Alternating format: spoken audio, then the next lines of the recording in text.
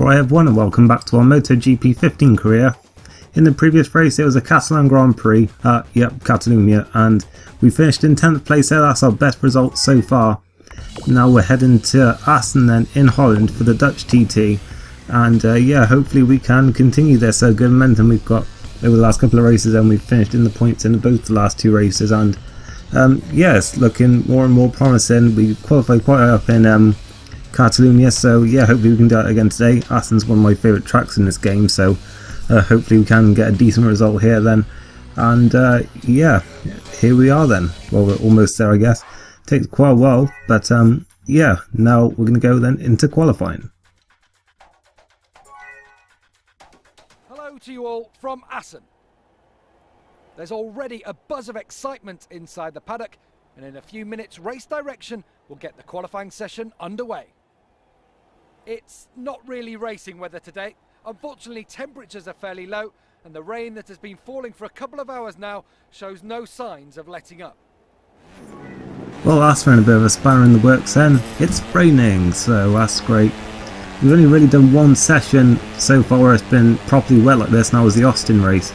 And our first time's quite a bit off the pace, although it was the first one, so it's hard to compare, but there you see the pole time, but this stage is already 6 seconds quicker than that, so we are going to be improving quite quickly though as we get up to grips with these conditions, and obviously not the way we want to be doing our first lap here of the Assen circuit in these kind of conditions, but we are improving quite drastically here over each lap. We're down to just 1.7 off already then in 13th place. We didn't actually improve there for a while though, as that third lead last year came and come again then, and we've improved a bit then till 152 dead. We go 14th for that time then, and that's the best we could do, so not too bad I don't think considering the conditions, and a little bit worse than what we have been getting recently, but still a decent result, still the best from Hindred by a couple of attempts. And we're now going to go to the race. Hello and welcome to the 8th event of the Moto3 season. Today we're here in Assen, where the Dutch Grand Prix will be getting underway any moment now. After the rain a few hours ago, the skies have finally cleared up, but there hasn't been enough time to allow the track to dry out. This means the race has been declared wet, and it leaves a difficult choice of tyres for all the riders. Well, I really hope we're not going to have a situation like the real Indianapolis race, although who knows, maybe that could, if that did happen, we'd have a chance of an upset then. What with the pit stops, I mean, well, it's certainly in these kind of conditions, and that was just a bizarre race, and it was slightly farcical, but still very unpredictable at the same time. And unfortunately that's not really a part of this game, so it won't be happening, but it'd be funny if it kind of did, but we'll just have to see what we can do with the conditions, and hopefully the wet tyres will give us enough grip then to last the whole race. So we're on the grid now then, waiting for the lights to come on now. And away we go then for the Assen TT, and we don't get off to the best start then. John McPhee there, well, he was already ahead of us I think, so I haven't lost out to him, but he is pulling away from us slightly. Locatelli there, very cautious on the inside, so we pass in and we're into 13th place, and certainly Locatelli there with no confidence at all there, breaking for that first corner, but we're up to 13th and giving Binder and McPhee a bit of a bump there then. McPhee's already made a few places then, so good start for him. So we've got, I believe, Bagnaia there on our inside, the next best Mahindra, and we don't be letting him through, but we got the inside then of Brad Binder, and we're past him into 12th place then, and let's see if we can get into the slipstream with McPhee then, but no, it looks like the KTM is very quick there in these conditions then, and he's getting a good run on us then towards this fast right-hander, and is he going to get past us? No, he's not.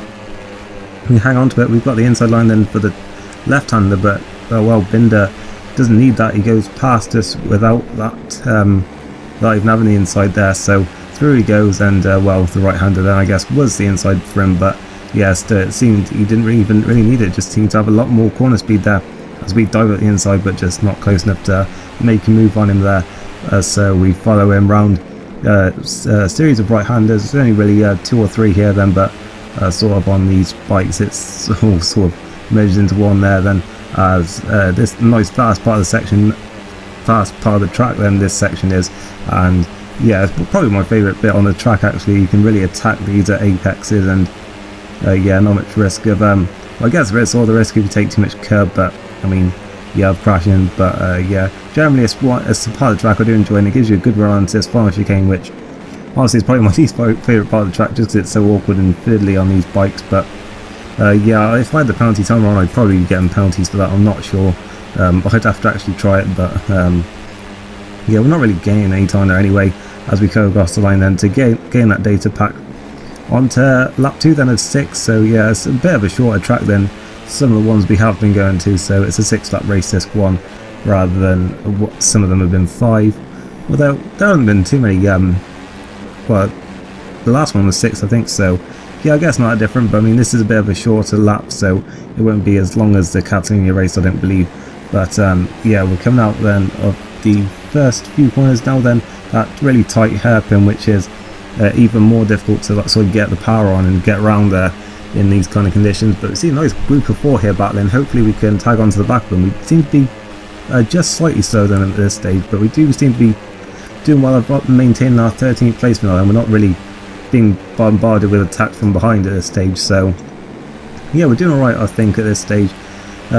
Just 4 tenths of a second and behind Binder on the KTM, so yeah, we're doing alright I think at this stage then, as that group is still battling quite a lot there in front of us. There's Bastianini, Mazbu in there. I'm not sure who the one at the front is. That might be, I think that actually is Bastianini there.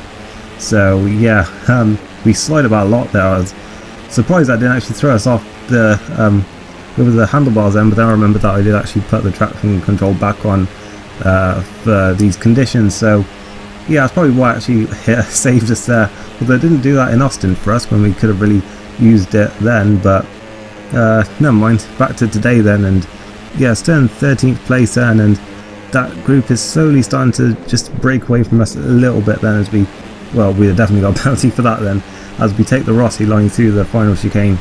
And I don't think we actually really gained any time there, although I guess you'd say we, as Martin Brenda would probably say, failed to lose time. But into turn 1, and look at that then, that group of 4 somehow all staying on there, as we once again run way too wide in that corner then.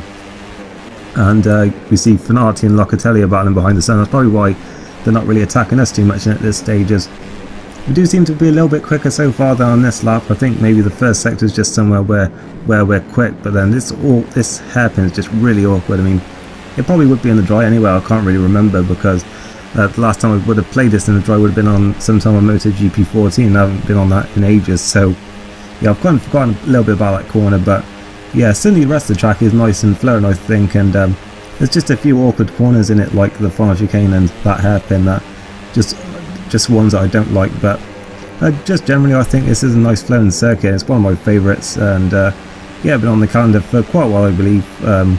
Sort of always you can always sort of like pick it out from the others as the one where they race on a Saturday, although I think they're actually changing that for next season. I think it is actually becoming a Sunday race for next season, which will be a bit different, although I guess not, because it will just be the same as every other race now then. And as I say, that it's kind of the way you sort of distinguish it from the others, because it's the one that they do on a Saturday, and like the practice sessions are Thursday, and like the qualifying on Friday, which is kind of sort of weird to get used to. But I mean, I'm so used to Assen being like that. But yeah, I think they are actually changing it for next year, so yeah, it'll just be the same as every other race on the calendar, I guess, then, in that sense, as we are getting a little bit pressured here then from behind us. Yeah, that was a bit of a we shouldn't have done that line there through there. Final chicane, as we actually closed up quite a bit on that group in front of us, and actually pulled away a bit from the group behind us. So yeah, not the best line through that corner, but it seems to be a place we're really quicker than the AI in this game on this track. Well, apart from this first sector where we do seem to carry quite a bit of pace actually, as we go into this awkward hairpin again then.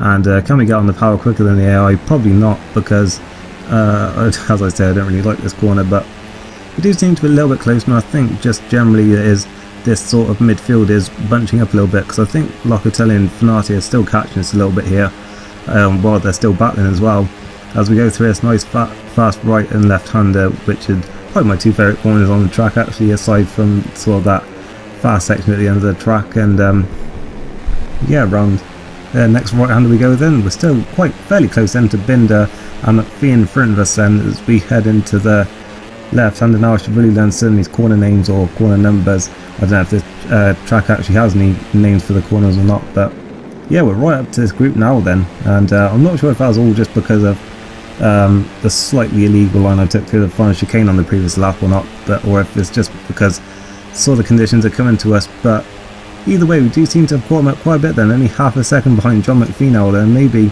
just maybe, now that we've got a few laps under our belt to get a good idea of these conditions, we can go on the attack a little bit. There certainly seems to be a lot less water about, so you'd think that the wet tyres would struggle a bit more, but it seems like just the drier it gets, the more grip you get. So yeah, it doesn't really work. Well, the wet tyres don't really work in the conventional way, I guess, but yeah, so they all start to come across the line and onto the penultimate lap already then.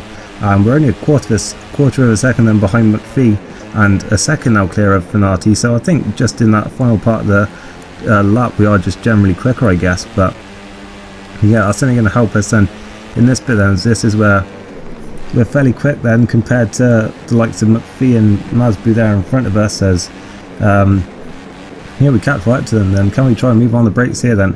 We're just not close enough then. We do have a little bit of a look though at the inside there. Our fellow Britain, whatever, John McPhee there, and yeah, he has pulled out a little bit of a gap on us then that hairpin, but we're still fairly close then, as we see Binder and Masbu, I believe, is there ahead of this little battle then, and they're going side by side, and actually it was Binder there who's got out on the AstroTurf, I believe. So yeah, luckily not that one didn't end in an accident then. They do seem to drop back a little bit into our clutches now then, so maybe we can make this into a four-way fight now then, as it looks like Locatelli and not Locatelli, Bastianini and whoever it is in front of him should really have worked out all these people's names by now. Well, I do know all the riders, but I just sometimes forget which bikes are which, and certainly from a distance it's hard to tell who's who at times, as we didn't get the best line out of those series right-handers there. Then we've dropped quite a bit back now then, and Finati's only a third of a second behind us now then. But this is the part of the track that we're fairly quick on then, this nice fast right and left-handers then, and that sort of longer left and then into the final chicane, where we do seem to gain quite a bit of the time then. And out of the final chicane now then, look at them all battling then. McPhee, Masbu and Binder all scrapping as we come across the line, and this anyone's to play for then for 10th place here. And today, can we get 10th for the second race in a row, as we leave a bit of a black line there under braking. So lucky that one didn't end in a crash, and it's quite incredible really that we've got those flashbacks again and we haven't really needed them. But into turn 2 or 3, I'm not sure what those kinks at the start of the lap count as or not, but yeah, we're still right behind them then. We may even have a look at the inside then, as we're all squabbling here, and well, we're right up behind McPhee there then, but just not close enough unfortunately, as Finati and Locatelli are still battling as they have been all race so far. And we see them trying to go 3 wide then up in front of us, although it looks like, I think it's the Red Bull KTM that's got the advantage just about then of Brad Binder, and yeah, he is still in front for now. There's McPhee runs very wide there. I think Masbu did in front of them as well there. So well, we couldn't really capitalise on that unfortunately. It seems we might have been able to, since they were out on the AstroTurf, but it wasn't to be then, and we're still in 13th place, and as we have been all race. This has been a very strange Moto3 race, you'd have to say, because we've been in pretty much the same position for the entire race, which is really hard to say about a Moto3 race, although I guess it did turn out in some ways like Indianapolis then at the weekend, what with after all the pit stops, a lot of riders sort of certainly near the front of the field stayed in the same place, such as Loy, McPhee and Ertel, and also Finati up there as well. But yeah, we do have a very good run there at this left-hander, so maybe we can try something on the brakes into the final chicane. But it seems we're a bit too far back even. Oh yeah, certainly too far back there then, going over the handlebars. I thought I might as well rewind to see if it went a little bit better the next time. It seems a bit cheap though to do it that way, but it seems we didn't actually fall off, but yeah, it made no difference anyway. So yeah, we're not close enough. Well, we were fairly close there, but it's just too short of a run to the line, and we crossed the line there in 13th place, so not bad. It's points then for the 3rd race in a row, which is encouraging then for Mahindra. Then keep getting those points, keep getting some sponsorship money, and maybe we can develop or even buy a new bike then, as Danny Kant takes away them from 2.2 seconds over Quartararo We were only 9 seconds back again, and in 13th place, the top Mahindra once again nearly won in the points, with Banyaya down there in 17th position on the Aspar Mahindra. And yeah, the Mahindra is generally down at the bottom, and then a few KTMs down there as well. And yeah, so usual names down at the back there, and Suzuki still hasn't shown up. But Danny Kent now has a 40-point lead in the championship, then over Fabio Quartararo.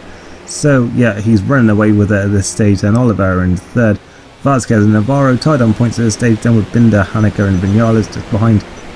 We're still in 15th place then, closing in on Finati though, you'd have to say. We're pulling away from Ono a little bit as well.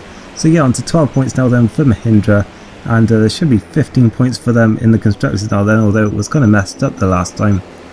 We checked it in at the end of the Catalunya race, so we'll see what it says this time. Yeah, it says we got 13 points. I'm not too sure what that's all about, but yeah, we're still down at the bottom either way and still a long way off any other constructors, so yeah, that's unfortunate then. But that is it then for today's race. If you did enjoy it, leave a like, and I'll see you next time for the German Grand Prix at the Sachsenring. Thank you for watching, and goodbye.